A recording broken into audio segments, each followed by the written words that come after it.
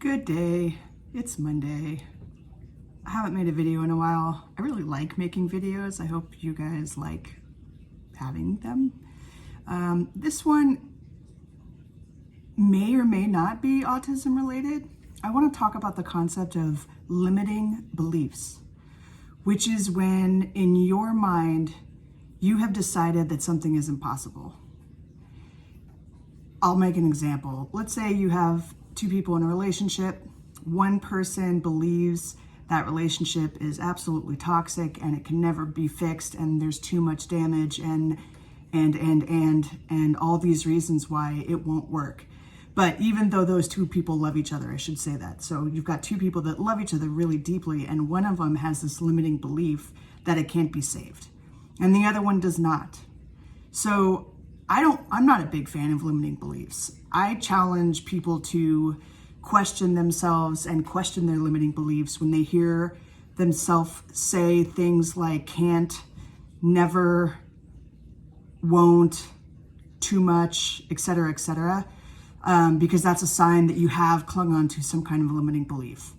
And the way I think I might tie this into autism is I think that the innocence of being autistic, I think there's a level of innocence to being autistic, first of all.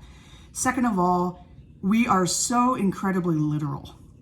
So when someone says, this can never be fixed, for example, me, with how literal I am, immediately question it and say, that's not true, because there is no such thing as never, right? There's always the possibility in the future of life that something can be different. It might take a lot of work. It might take someone getting rid of their limiting beliefs. But never is a word to me that very rarely actually applies. Like, let me think of an example of it applying.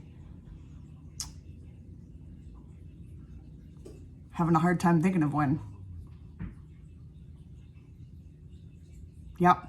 It's just, I can't think of a time that never is a word that could be applied, at least not right now.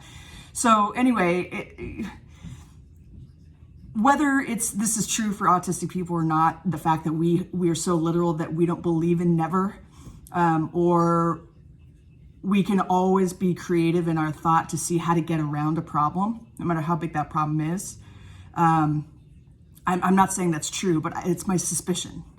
And then you have neurotypicals who, they walk this verbal world of gray areas a lot more, I think, than autistic people do. And I think using generalizations like never are more of a behavior that non-autistics do than autistics because of that literal nature. I don't know if that makes any sense. But if you find yourself with your self-talk or your talk with your friends or your family or your coworkers or people that you care about, listen for yourself saying things like never or always or can't. All the other examples as well that I'm sure you can come up with. Because again, that is a sign that you might be clinging to what's called a limiting belief that you would probably benefit from letting go of. Because, this is one of my quotes in life.